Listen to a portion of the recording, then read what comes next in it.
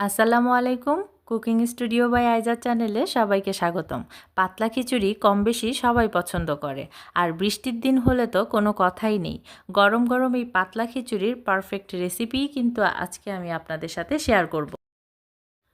নিয়ে নিচ্ছি 2 কাপ পরিমাণ পোলার চাল। ভাতের চাল দিয়েও এটা করতে পারবেন। 2 কাপ পরিমাণ চালের জন্য নিচ্ছি 1 কাপ পরিমাণ মসুরির ডাল। আপনারা এখানে যে কোনো ধরনের ডাল ব্যবহার করতে পারবেন, আবার বিভিন্ন ধরনের ডালও মিক্সড করে ব্যবহার করতে পারবেন। এগুলোকে আমি খুব ভালোভাবে ধুয়ে নিয়েছি।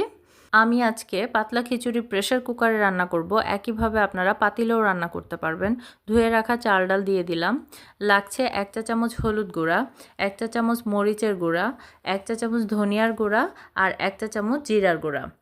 আমি কয়েকটা কাঁচা মরিচ ফালি করে দিয়ে দিয়েছি। এখন দিয়ে দিচ্ছি পরিমাণ মতো লবণ। লবণটা আপনারা আপনাদের স্বাদ অনুযায়ী দিয়ে দিবেন।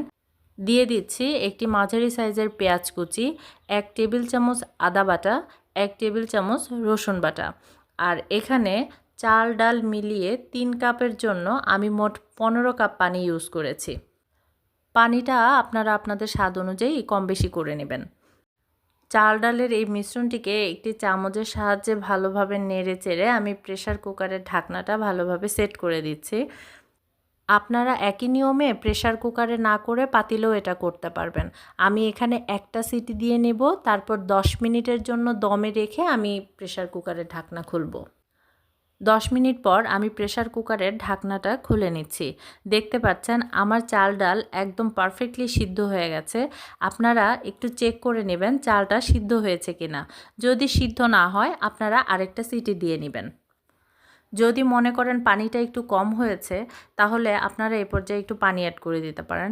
দিয়ে দিচ্ছে হাফ কাপ পরিমাণ তেল আর 2 চা চামচ ঘি। তেলটা যখন হালকা গরম হয়ে আসবে দিয়ে দেব হাফ চা চামচ পরিমাণ আস্ত জিরা। জিরাটাকে কিন্তু পুড়িয়ে ফেলা যাবে না। দিয়ে দিচ্ছি 5টি শুকনা মরিচ, 1 কাপ পরিমাণ পেঁয়াজ কুচি আর একটি বড় সাইজের রসুন কুচি।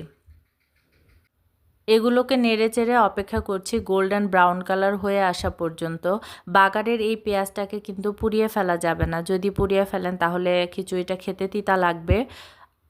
পেঁয়াজ রসুনের কালারটা যখন ঠিক এরকম চলে আসবে তখন আমি খিচুড়িটাকে বাগার দিয়ে দিব।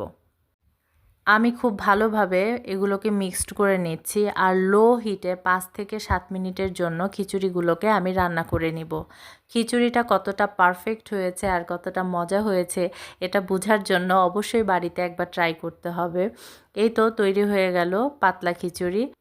এখানে কবুতরের মাংস দিয়ে খিচুড়িগুলোকে পরিবেশন করে নিলাম। আর ভিডিওটি ভালো লাগলে অবশ্যই আমার চ্যানেলকে সাবস্ক্রাইব করে আমার পাশে থাকবেন। আজকে এ পর্যন্তই। আল্লাহ হাফেজ।